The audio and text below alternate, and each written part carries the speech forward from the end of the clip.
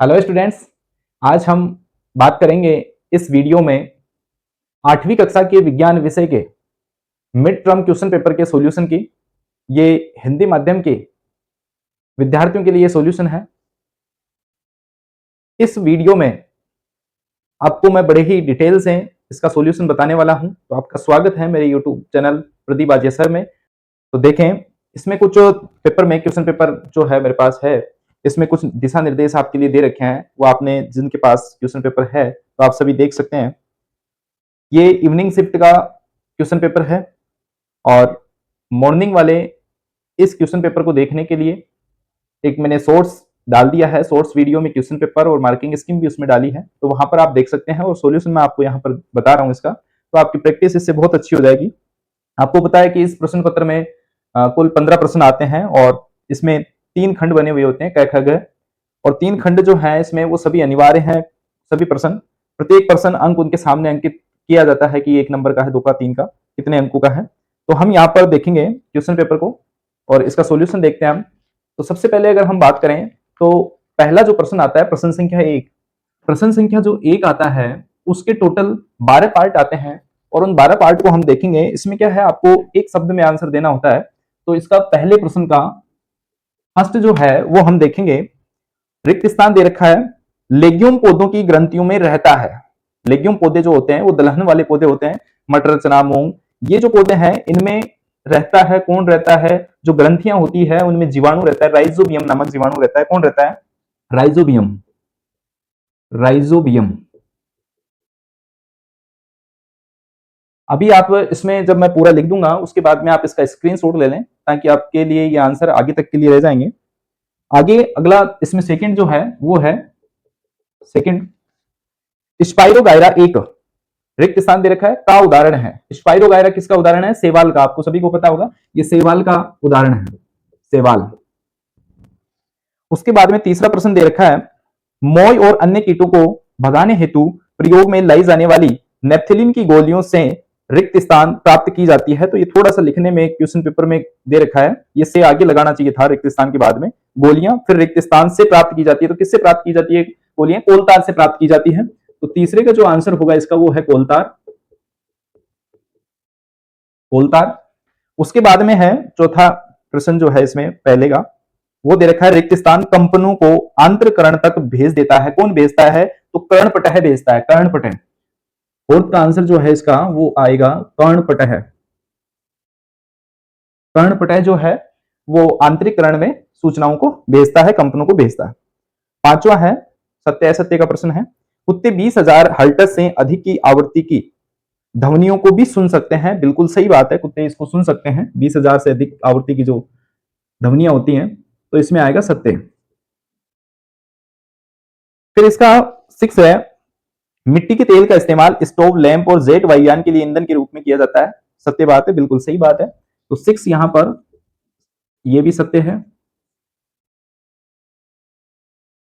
फिर दे रखा है 7वां, पीसीआरए लोगों को यातायात लाइटों पर गाड़ी का इंजन खुला रखने की सलाह देता है। नहीं, यातायात लाइटों पर गाड़ी का इंजन बंद कर देना चाहिए, ऐसी सलाह वो देता है पीसीआरए। तो ये असत्य हो जाएगा, यहां पर लिख देंगे आप 7वां असत्य। 8वां है इसमें, जैम, जेली और स्क्वैश का परिरक्षण नमक द्वारा किया जाता है। नहीं, नमक द्वारा नहीं होता, चीनी द्वारा होता है। तो ये भी क्या है? असत्य है। 8वां देखेंगे आप तो वो भी क्या है? असत्य है। पूरी डिटेल से मैं आपको बता रहा हूं इसमें। फिर प्रश्न नंबर 9 जो है इसमें पहले का 9, वो है, संचरणीय रोग के कोई 2 एग्जाम्पल आपको बताने हैं। तो इसमें आप बहुत सारे एग्जाम्पल दे सकते हो, आपको 2 बताने थे तो इसमें 2 बताने हैं इसमें। तो आप इसमें बता सकते हैं टीबी यानी क्षय रोग जो है, टीबी या इसको क्षय रोग भी बोलते हैं, क्षय रोग। हैजा है इसमें, हैजा है। सामान्य सर्दी जुकाम है, सामान्य जुकाम है। ये सब आप इसमें बता सकते हैं, कोई भी 2 आपको इसमें एग्जाम्पल देने थे। उसके बाद में मोमबत्ती में इस्तेमाल होने वाला पेट्रोलियम का संगठक कौन सा है? तो मोमबत्ती में कौन सा संगठक इस्तेमाल होता है पेट्रोलियम का? वो है पैराफिन मोम। कौन सा है? पैराफिन मोम। 10वां है पैराफिन मोम। पैराफिन मोम। उसके बाद में है 11वां, ध्वनि की कौन सी गुणवत्ता उसकी तीक्ष्णता को निर्धारित करती है। तीक्ष्णता को निर्धारित कौन करता है? आवृत्ति करती है, फ्रीक्वेंसी जो होती है, तो आवृत्ति करती है, आवृत्ति। और इसमें लास्ट है सामान्य श्वास की प्रबलता कितनी होती है। सामान्य जो श्वास होता है उसकी प्रबलता होती है 10 डेसिबल। सामान्य श्वास की जो प्रबलता होती है वो होती है 10 डेसिबल।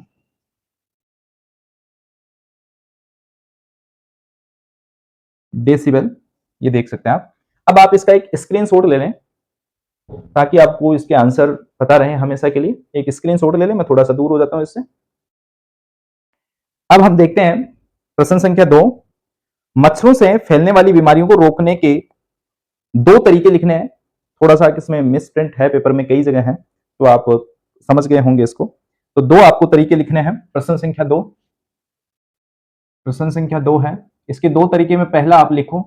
क्या लिखना है इसमें आपको? एक तो बारिश का पानी जो भी खाली पात्र है, कोई भी बर्तन है, उनमें जमा ना हो, तो आप लिखें बारिश का पानी जमा ना होने दें। ठीक है। और 2 पूछे इसमें, तो मच्छर जो है आपको पता है किस प्रकार से नहीं फैलेंगे। एक दूसरा आप लिख सकते हैं इसमें, आसपास में सफाई रखें या रखकर, सफाई रखकर आप मच्छरों से बचाव कर सकते हैं। प्रश्न संख्या 3 देखते हैं। प्रश्न संख्या 3 है, प्रश्न संख्या 3, प्रश्न संख्या 3 में है किण्वन किसे कहते हैं? किसी एक अनाज का नाम लिखिए जो यीस्ट के उत्पादन के लिए इस्तेमाल किया जाता है। तो किण्वन आपको पता है चीनी की, यहां पर आप इसमें उत्तर लिखेंगे चीनी की एल्कोहल में बदलने की प्रक्रिया, बदलने की प्रक्रिया क्या कहलाती है? किण्वन कहलाती है। प्रक्रिया किण्वन कहलाती है, कहलाती है। अब इसके बाद में इसमें पूछा गया था कि कोई एक अनाज आपको बताना है जो यीस्ट के उत्पादन के लिए इस्तेमाल किया जाता है। तो इसमें बहुत सारे हैं, जौ, गेहूं, चावल, कोई भी आप एग्जाम्पल दे सकते हैं। जौ, गेहूं, चावल, इनमें से आप कोई सा भी एक एग्जाम्पल दे सकते हैं। आपको केवल एक एग्जाम्पल इसमें पूछा गया है। इसके बाद में इसमें अथवा दे रखा है, तीसरे का अथवा, तीसरे का अथवा दे रखा है। उसमें आप देखें क्या करें, अथवा जो दे रखा है आपको, थोड़ा सा लिख देता हूं मैं रेड पेन से यहां पर। अथवा जो है इसमें देखें आप, जब तपेदिक का रोगी खांस रहा हो तो हमें उसके पास खड़े होने से क्यों बचना चाहिए।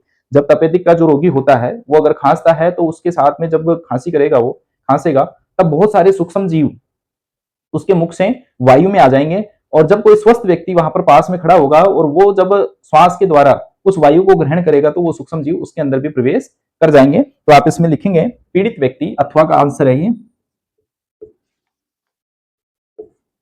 पीड़ित व्यक्ति के खांसने से या खांसी करने से, खांसने से रोग कारक सूक्ष्म जीव हजारों की संख्या में, हजारों की संख्या में वायु में आ जाते हैं तथा स्वस्थ व्यक्ति के श्वास द्वारा उसके शरीर में प्रवेश कर रोग उत्पन्न करते हैं, रोग उत्पन्न करते हैं। ये आंसर आप लिख सकते हो इसमें। तो इसमें स्वस्थ व्यक्ति भी जो है वो बीमार पड़ जाता है।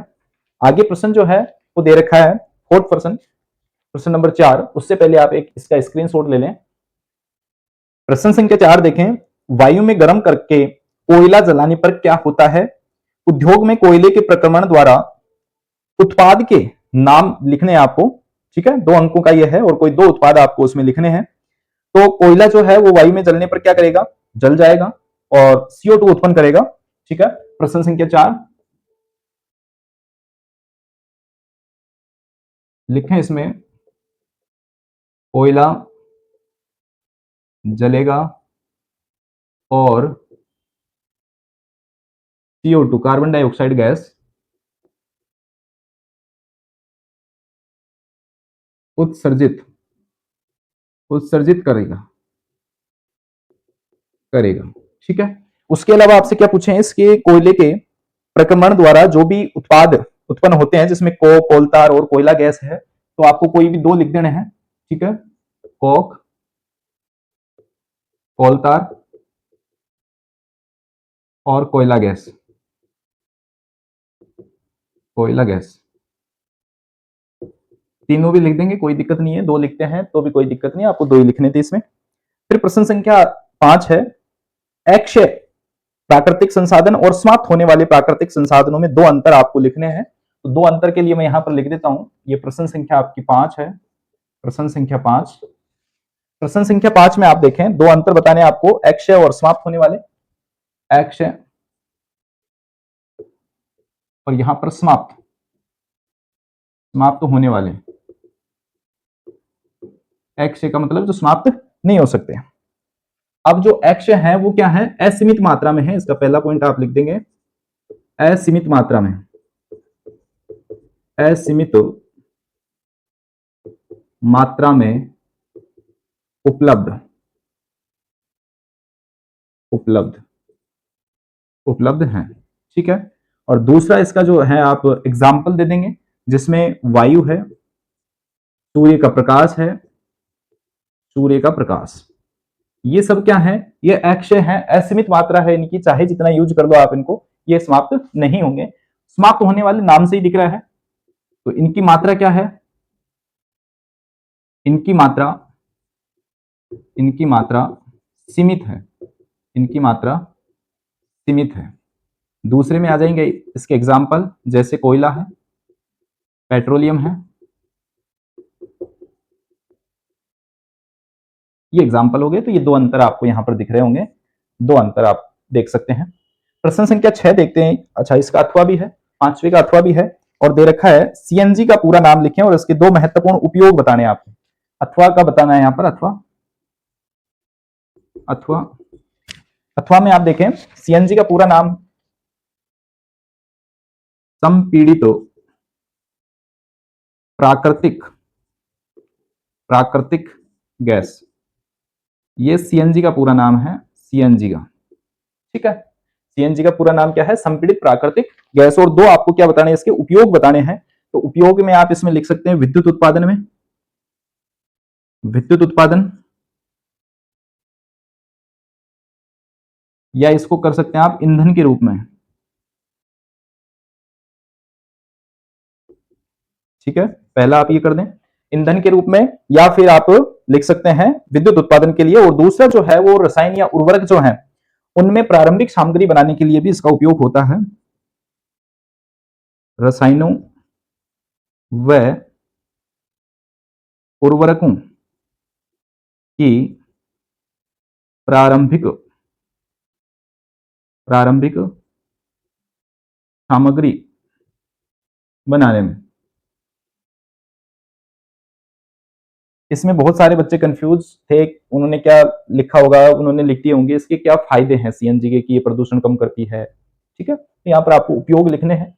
उपयोग में विद्युत उत्पादन ईंधन के रूप में, ठीक है, और रसायन व उर्वरकों की प्रारंभिक सामग्री बनाने में। इसका स्क्रीनशॉट ले लीजिए। प्रश्न संख्या 6 है, ध्वनि की प्रबलता ध्वनि उत्पन्न करने वाले कंपनों के आयाम से कैसे संबंधित है? आयाम से कैसे संबंधित होती है ध्वनि की प्रबलता? ध्वनि की प्रबलता जो है यहाँ पर प्रश्न संख्या 6 आप देखें, प्रश्न संख्या 6, ध्वनि की प्रबलता, ध्वनि की प्रबलता आयाम के समानुपाती होती है, समानुपाती होती है, समानुपाती होती है। यानी आप आयाम को 2 गुना बढ़ाएंगे तो प्रबलता 4 गुना बढ़ जाएगी, और जैसे आप आयाम को बढ़ाएंगे, आयाम अधिक अधिक, तो प्रबलता भी क्या हो जाएगी, प्रबलता भी अधिक। और अगर आयाम कम होगा, आयाम कम, तो प्रबलता भी क्या हो जाएगी, प्रबलता भी कम। क्या, यानी ध्वनि की प्रबलता अधिक होगी और यहां पर प्रबलता कम होगी, यानी मंद ध्वनि हो जाएगी। कैसी ध्वनि हो जाएगी, मंद ध्वनि, मंद ध्वनि हो जाएगी यहां पर, मंद ध्वनि। ठीक है, आगे इसका अथवा भी दे रखा है, कंपन क्या है, ध्वनि किन 3 माध्यमों से होकर गुजर सकती है। तो अथवा देख लेते हैं इसका, अथवा, अथवा देखते हैं। कंपन किसे कहते हैं, कोई भी वस्तु जो है वो अपनी माध्य स्थिति से, यहां पर अथवा में लिखूं, किसी वस्तु का, किसी वस्तु का अपनी माध्य स्थिति, यानी वहां पर जो अपने आप वो वस्तु रुकी हुई रहती है, माध्य स्थिति से, माध्य स्थिति से इधर उधर या आगे पीछे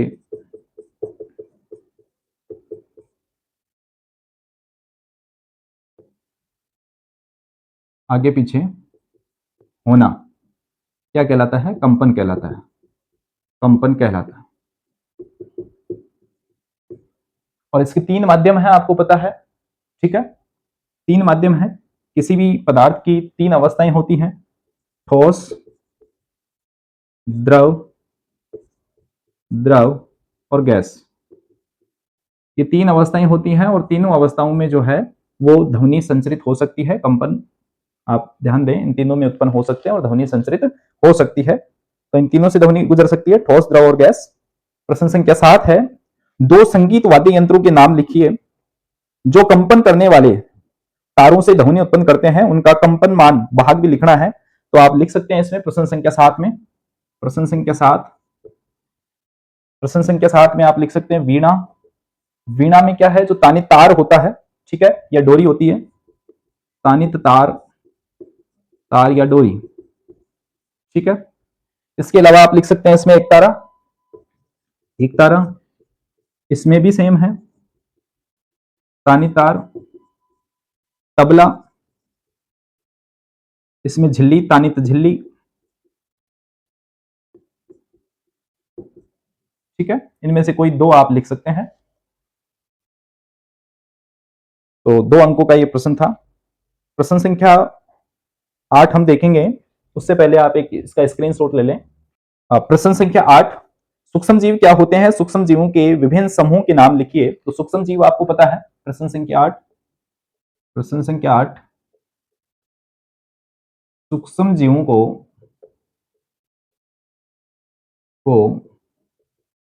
केवल आंखों से नहीं देख पाते, नहीं देख सकते, नहीं देख सकते हैं। इन्हें देखने के लिए, इन्हें देखने के लिए, देखने के लिए यंत्र, यंत्र कौन सा, सूक्ष्मदर्शी, सूक्ष्मदर्शी, सूक्ष्मदर्शी की आवश्यकता होती है, आवश्यकता होती है। इसके बाद में इसमें पूछे गए हैं कि कौन कौन से समूह में बांटा गया है। तो आपको पता है, जीवाणु, जीवाणु, कवक, प्रोटोजोआ और शैवाल,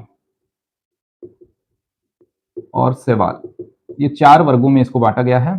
ठीक है, 4 वर्ग हैं इसमें, 4 वर्गों में बांटा गया है इसको, देख सकते हैं आप। इसका अथवा भी दे रखा है, तो अथवा भी देख लेते हैं हम। 8वीं का अथवा दे रखा है, इसको भी देख लेते हैं।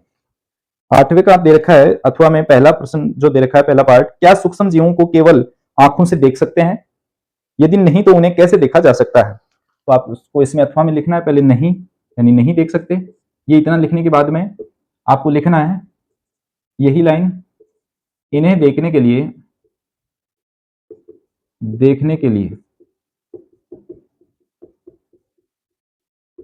सूक्ष्मदर्शी यानी माइक्रोस्कोप की आवश्यकता होती है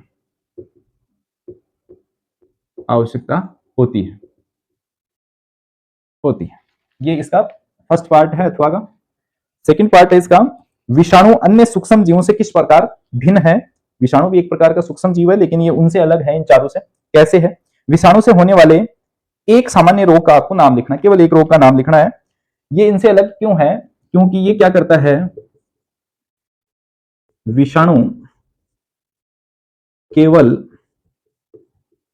परपोषी में ही गुणन करता है, परपोषी में ही गुणन करता है। ठीक है ना, ये सबसे बड़ी बात है इसकी कि केवल ये परपोषी में गुणन करता है। ठीक है ना, इसलिए ये इन चारों से अलग है। और इसमें बहुत सारे हैं आपके, पोलियो, खसरा, जुकाम जो कि इससे होते हैं, पोलियो, खसरा, फ्लू, ये सारे इससे होने वाले रोग हैं, आप ध्यान दें। ठीक है, और अगला प्रश्न है प्रश्न संख्या 9, हमारे जीवन में सूक्ष्म जीवों की किन्हीं 3 उपयोगिताओं को लिखिए। तो केवल 3 उपयोगिता लिखनी है इसमें। ठीक है, प्रश्न संख्या डिटेल नहीं लिखनी है इसमें उनकी। ठीक है, 3 नंबर का प्रश्न है, केवल 3 लाइनें आपको लिखनी है इसमें। जैसे प्रतिजैविक के रूप में आप लिख सकते हैं, पहला लिख सकते हैं प्रतिजैविक, प्रतिजैविक के रूप में। ठीक है, प्रतिजैविक के रूप में हो गया। केक और ब्रेड बनाने में, केक व ब्रेड, या यहां पर आप लिख सकते हैं केक, ब्रेड व दही बनाने में, दही बनाने में। ठीक है, तीसरा लिख सकते हैं आप यहां पर पर्यावरण के शुद्धिकरण में, शुद्धिकरण, पर्यावरण को शुद्ध करने का काम करते हैं। चौथा आप लिख सकते हैं, 3 ही लिखने हैं, 4 आप बता देता हूं, इनमें से कोई भी आप 3 लिख सकते हैं। मिट्टी की उर्वरकता या मिट्टी की उर्वरकता बढ़ाने में भी इनका उपयोग होता है सूक्ष्म जीवों का। ओके, इसका भी एक अथवा दे रखा है, इसका अथवा दे रखा है, यहां पर लिख देता हूं मैं अथवा इसका। और इसमें दे रखा है निम्नलिखित मानव रोग के लिए रोग कारक सूक्ष्म जीव और संचरण का तरीका क्या है? तो इसमें पहला जो दे रखा है वो दे रखा है क्षय रोग। क्षय रोग जो होता है यानी टीबी जो होता है, ये किससे होता है? जीवाणु से होता है, जीवाणु से होता है। और फैलने का इसका तरीका क्या है? वो है वायु, संचरण का जो तरीका है वो वायु है। उसके बाद में दे रखा है हैजा। हैजा भी जो है वो किससे होता है? जीवाणु से होता है, जीवाणु से होता है। और ये जो फैलने का तरीका है इसमें पानी और भोजन, पानी है, भोजन है, दूषित पानी या भोजन पीने से हैजा फैलता है। तीसरा दे रखा है पोलियो, पोलियो, पोलियो भी आया था ऊपर, ये विषाणु से होता है। ठीक है, विषाणु से होता है यानी वायरस से होता है, आप लिख दें यहां पर विषाणु या वायरस। ठीक है, और इसका फैलने का जो तरीका है वो वायु या पानी। अब आप इसका एक स्क्रीनशॉट ले लीजिए 8वें और 90वें प्रश्न का। आगे करते हैं 10वां प्रश्न।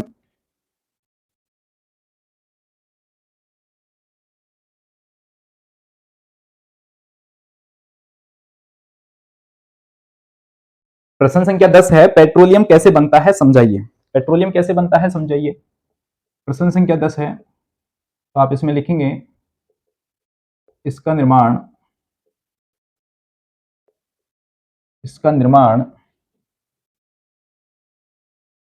समुद्र में रहने वाले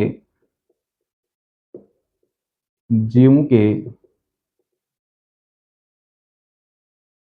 अवशेषों से हुआ, जब समुद्री जीव मृत हुए और उनके ऊपर रेत व मिट्टी की परतें जमा होती गई।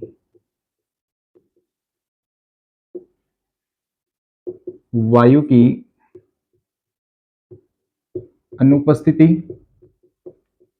अनुपस्थिति उच्च दाब व उच्च ताप ने इन जीवों को लाखों वर्षों में पेट्रोलियम में बदल दिया। ये आप लिख सकते हैं प्रश्न संख्या 10। चलते हैं अगले प्रश्न पे। प्रश्न संख्या 11। प्रश्न संख्या 11 में दे रखा है संगीत और शोर में क्या अंतर है, उदाहरण सहित समझाइए। संगीत और शोर में अंतर आपको बताना है। प्रश्न संख्या 11। तो यहां पर हम एक एक लाइन लिख सकते हैं, जैसे संगीत और शोर के लिए तो यहां पर संगीत लिख दें आप, संगीत, और इसके लिए लिख दें जो ध्वनि हमारे कानों को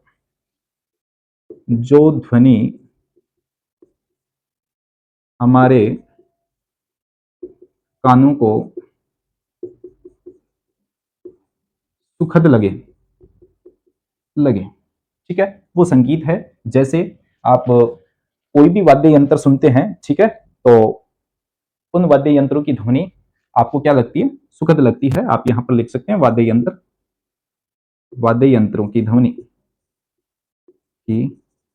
या पर्टिकुलर भी आप बता सकते हैं कि आपको बांसुरी की, वीणा की या हारमोनियम की, जिसकी भी आवाज प्रिय लगती है, आप लिख सकते हैं। ठीक है, फिर आता है शोर। इसमें लिख सकते हैं जो ध्वनि हमारे कानों को अप्रिय हो। ठीक है, जैसे क्या है यहां पर, यातायात के साधनों की निर्माण कार्य या हॉर्न की आवाज, हॉर्न। ठीक है, ये जो भी हैं वो शोर है। इसके अलावा क्या पूछा गया है, ये पहला पार्ट था, इनके उदाहरण भी दे दिए हमने। ये फर्स्ट पार्ट था इनका। सेकंड पार्ट है इसका, वो है कर्णपटह का क्या कार्य है। अब ये कर्णपटह का कार्य आप देखो, पहले रिक्त स्थान में भी आया था कि सूचनाओं को या कंपनों को आंतरकरण तक कौन पहुंचाता है, तो वहां पर हमने लिखा था कर्णपटह, वही यहां पर दे रखा है, कंपनों को आंतरकरण तक कौन भेजता है, कर्णपटह भेजता है। ठीक है ना, कर्णपटह का क्या कार्य है, कर्णपटह का कार्य है कंपनों को अंतःकरण, अंत या आंतरकरण तक भेजना, ये इसका काम है। एक बार स्क्रीनशॉट ले लें, उसके बाद में प्रश्न संख्या 12 हल करेंगे। प्रश्न संख्या 12 हल करेंगे। ये अब की बार एक नया तरीका जो है इन्होंने ढूंढा है प्रश्न का। हर बार ये मिलान कीजिए वाला प्रश्न आता है या कोई चित्र से संबंधित प्रश्न आता है, लेकिन इस बार थोड़ा सा अलग किया है। देखते हैं इसको।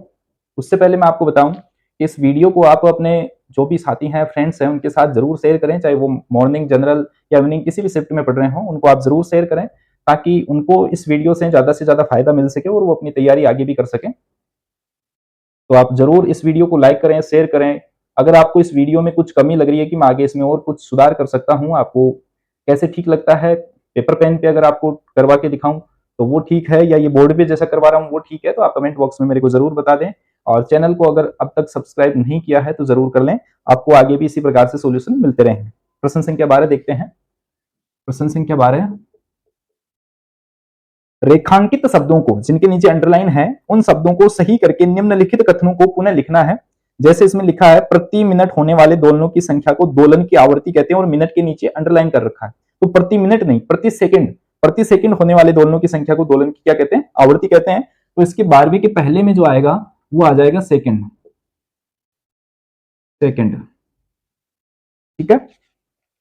उसके बाद में है इसका दूसरा, वातावरण में अवांछित ध्वनियों को वायु प्रदूषण कहते हैं। नहीं, वायु प्रदूषण नहीं होता उससे, ध्वनियों से क्या होता है, या जो भी आवाज आती है उनसे क्या होता है, कौन सा प्रदूषण होता है, ध्वनि प्रदूषण होता है। तो दूसरे में आ जाएगा ध्वनि, ध्वनि प्रदूषण। केवल आपको ध्वनि लिखना है इसमें, ठीक है, मैंने प्रदूषण भी ऐड कर दिया है। फिर तीसरा है, सुखद ध्वनियां शोर कहलाती है। सुखद ध्वनियां शोर कहलाती है नहीं, अपीरिय ध्वनियां। क्या हो जाएगा इसमें, अपीरिय। अभी हमने पढ़ा था शोर, और जब संगीत पढ़ा है तो उसमें अभी पढ़ा है हमने जस्ट पिछले प्रश्न में, तो इसमें अपीरिय लिख देंगे आप, अपीरिय ध्वनि। फिर आता है इसमें फोर्थ, सड़क के किनारे पेड़ लगाने से ध्वनि प्रदूषण को बढ़ाया जा सकता है, नहीं, कम किया जा सकता है या घटाया जा सकता है, ठीक है। तो इसमें आप लिख सकते हो घटाया, बढ़ाया की जगह घटाया लिख सकते हैं, या कम लिख सकते हैं आप, दोनों में से कोई भी लिख देंगे, हो जाए। आगे है पांचवा, आवृत्ति को डेसिबल डीबी में व्यक्त करते हैं, नहीं, हर्ट्ज में व्यक्त करते हैं, हर्ट्ज में, हर्ट्ज में व्यक्त करते हैं, हर्ट्ज में व्यक्त करते हैं, ठीक है, हर्ट्ज में व्यक्त करते हैं। पुरुषों के वाक तंतुओं की लंबाई, अगला है इसमें छठा, पुरुषों के वाक तंतुओं की लंबाई लगभग 15 mm होती है। 15 mm नहीं होती, 15 mm के नीचे अंडरलाइन है, उसको आपको चेंज करना है और उसमें लिखना है 20 mm, मिलीमीटर, 20 mm, ठीक है।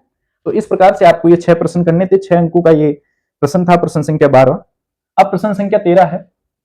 प्रश्न संख्या 13 बहुत ही काम के प्रश्न आएंगे। अब क्यों आएंगे, क्योंकि इनमें डबल अंक मिलेंगे आपको, मेहनत कम है और अंक ज्यादा है इसमें। एक गद्यांश को आपको पढ़ना है, और अब की बार अच्छा लगा कि इस गद्यांश में से भी कुछ आपको आंसर देखने को मिलेंगे। गद्यांश क्या है मैं पढ़ देता हूं। प्राकृतिक संसाधनों को दो प्रकार में से बांटा जा सकता है, अक्षय प्राकृतिक संसाधन और समाप्त होने वाले प्राकृतिक संसाधन। जीवाश्म ईंधन और पेट्रोलियम समाप्त होने वाले संसाधन हैं। तो ये जो पहले प्रश्न आया था उसके एग्जाम्पल आपको यहां मिल गए। बहुत सारे प्रश्न ऐसे होते हैं जिनका आपको इसी पेपर में आंसर मिल जाता है। अभी आपसे पूछा था जब समाप्त होने वाले और असमाप्त होने वाले जो संसाधन है उनमें अंतर जब पूछा था, तो उनके एग्जाम्पल आपको एक के तो यहां पर मिल गए, ठीक है। उसके बाद में इनका निर्माण सजीवों के मृत अवशेषों से लाखों वर्षों पूर्व हुआ था। और इसका ए पार्ट जो है वो दे रखा है, यहां पर ए पार्ट की बात करेंगे हम, वो दे रखा है समाप्त होने वाले प्राकृतिक संसाधन। समाप्त होने वाले प्राकृतिक संसाधन, पहला ऑप्शन है मात्रा में असीमित है, नहीं, प्रकृति पर निर्भर नहीं करते, ये भी गलत है। फिर है मात्रा में होते हैं, तो इस सीमित मात्रा में होना चाहिए था, यहां पर लिखा होना चाहिए था सीमित मात्रा में। तीसरा ठीक है, इसका ए का थर्ड ऑप्शन ठीक है, सीमित मात्रा में, सीमित मात्रा में होते हैं, सीमित मात्रा में होते हैं। अगले पे चलते हैं, बी पार्ट है इसका, बी, ये दो दो अंकों के हैं आपके, ठीक है, दो दो अंकों के हैं ये। जीवाश्म ईंधन प्राप्त किए जाते हैं निर्जीव पदार्थ से, नहीं, केवल मृत पक्षी से, केवल पक्षी से ना, केवल मृत कीट से, ये भी नहीं है। फोर्थ है मृत जीव से, मृत जीव से, ये बिल्कुल ठीक है। फोर्थ है मृत जीव से, जीव से। उसके बाद में है मृत वनस्पति के कार्बनीकरण से कौन सा पदार्थ बनता है। तो आपको पता है कार्बनीकरण प्रक्रिया जो है किसकी है, कोयला बनने की प्रक्रिया। तो इसमें सीधा सा ऑप्शन आ जाएगा आपका सी वाले पार्ट में, पहला ही ऑप्शन है कोयला, कोयला। तो आप केवल ये भी लिख सकते हैं, ऑप्शन बी ये लिखें, कोई दिक्कत नहीं है, लिख भी सकते हैं, नहीं भी लिखें। अब आता है अथवा, इसका, ये केवल इसी का अथवा होता है, जो सी वाला पार्ट है इसी का अथवा होता है। बहुत सारे बच्चे क्या करते हैं यहाँ पर, वो क्या करते हैं कि अगर उनको ये पहला प्रश्न नहीं आ रहा है, इसमें ए पार्ट नहीं आ रहा, तो वो बी सी और जो इसका अथवा दे रखा है वो करके आ जाते हैं। तो ऐसा नहीं करना आपको, ए और बी तो करना ही है, सी में आपको दो ऑप्शन मिलते हैं, इन दोनों में से आप कोई सा भी कर सकते हैं। तो इसका अथवा जो दे रखा है वो है निम्नलिखित में से कौन सा पेट्रोलियम का अवयव नहीं है। तो पेट्रोलियम का अवयव नहीं है, तो यहां पर दे रखा है पैराफिन मोम, पेट्रोलियम का है, पेट्रोल भी है, कोक नहीं है और बिटुमेन भी है। तो कोक नहीं है इसमें, तो इसके अथवा में भी जो है वो तीसरा आ जाएगा कोक, कोक। स्क्रीनशॉट ले लें आप इसका, फिर लास्ट के दो प्रश्न हम और हल कर लेते हैं। प्रश्न संख्या 14 है, इसमें गद्यांश को पढ़ लेता हूं मैं। केवल हरे पादप प्रकाश संश्लेषण प्रक्रम द्वारा अपना खाद्य स्वयं संश्लेषित करते हैं। प्रकाश संश्लेषण के लिए क्लोरोफिल, सूर्य का प्रकाश और कार्बन डाइऑक्साइड अनिवार्य रूप से आवश्यक हैं। कवक अपना पोषण मृत एवं अपघटित जैव पदार्थों से प्राप्त करते हैं, मृत जीव कहलाते हैं। और पहला इसमें दे रखा है प्रश्न संख्या 14 का ए जो यहां दे रखा है वो दे रखा है निम्नलिखित में से कौन प्रकाश संश्लेषण के लिए आवश्यक नहीं है। तो आवश्यक दशाएं ऊपर दे रखी थी तीन, कार्बन डाइऑक्साइड, क्लोरोफिल और सूर्य का प्रकाश। तो आवश्यक नहीं है, वो नहीं है नाइट्रोजन। फोर्थ ऑप्शन ठीक है इसमें, नाइट्रोजन, नाइट्रोजन। अगला है बी, कवक के बीजाणु को अंकुरण व वृद्धि के लिए आवश्यक होती है। तो पहला है इसमें नम एवं उष्ण उत्पाद की जिसे लंबे समय के लिए रखा गया हो, बिल्कुल सही है। तो इसमें बी का पहला ऑप्शन है नम एवं उष्ण, ठीक है, नम एवं उष्ण, जो बरसात का समय होता है उसकी बात हो रही है। नम एवं उष्ण उत्पाद की जिसे लंबे समय के लिए रखा जाता है। अगला प्रश्न है कवक होते हैं रुई जैसे धागे, बिल्कुल होते हैं, सूक्ष्मजीवी भी होते हैं और मृतजीवी भी होते हैं। उपरोक्त सभी आ जाएगा इसमें। सी पार्ट में 4 आ जाएगा यहाँ पर, सी पार्ट में 4, ऑप्शन चौथा उपरोक्त सभी, ठीक है, उपरोक्त सभी में फिर इसका अथवा है यहाँ पर सी पार्ट का अथवा देख लेते हैं हम। सी पार्ट का अथवा वो दे रखा है, पोषण की वह विधि जिसमें जीव मृत और सड़े हुए पदार्थों से पोषक तत्व ग्रहण करते हैं, तो आपको पता है उन्हें मृतजीवी कहते हैं। तो इसका तीसरा ऑप्शन ठीक हो जाएगा, जो अथवा है इसका तीसरा ऑप्शन ठीक हो जाएगा, मृतजीवी, ठीक है। प्रश्न संख्या 15 है, लास्ट प्रश्न है ये, गद्यांश पढ़ देता हूं। किसी स्थान का परिवेश जिसमें पौधे, जंतु एवं अन्य जीव रहते हैं उनका आवास कहलाता है। विभिन्न प्रकार के पौधे एवं जंतु एक ही आवास में एक साथ रह सकते हैं। पौधों और जीवों के विशिष्ट लक्षण एवं स्वभाव जो उन्हें एक आवास विशेष में रहने के अनुकूल बनाते हैं अनुकूलन कहलाता है। आवास को 2 भागों में बांटा जा सकता है, स्थलीय और जलीय आवास। स्थलीय आवास जैसे वन, घास के मैदान और मरुस्थल आदि हैं, और जलीय आवास जैसे झील, नदियां और समुद्र। तो इसमें ए पार्ट दे रखा है, उस जीव का निवास स्थान क्या है जिसका शरीर सुव्यवस्थित और फिसलन भरा होता है, तो इसका होता है जल। तो प्रश्न संख्या 15 का ए पार्ट है और इसका पहला ही ऑप्शन ठीक है, जल, क्योंकि मछलियां वगैरह जो होती है उनका शरीर धारा रेखीय भी होता है और फिसलन वाला भी होता है, ताकि वो आसानी से पानी में तैर सकती हैं। इसका बी पार्ट है, केंचुए सांस लेते हैं। आपको पता ही है किससे सांस लेते हैं, त्वचा से लेते हैं, त्वचा से। अगला प्रश्न है, निम्नलिखित में से कौन सा आवास केवल जैविक घटक का प्रतिनिधित्व करता है। जैविक घटक का मतलब क्या है, केवल सजीव की बात हो रही है यहाँ पर। तो पहला ऑप्शन है चिता, हिरण, घास, मिट्टी। तो मिट्टी जो है वो अजैव घटक है, इसलिए हट गया ये ऑप्शन। दूसरे में चट्टान पहले ही आ गया, तो ये भी ऑप्शन हट गया। तीसरा देखो, जलीय पौधा, मछली, मेंढक और कीड़ा, ये सभी सजीव है, ठीक है। तो इसमें तीसरा ऑप्शन हो जाएगा सी में। इसमें दे रखा है जलीय पौधा, मछली, मेंढक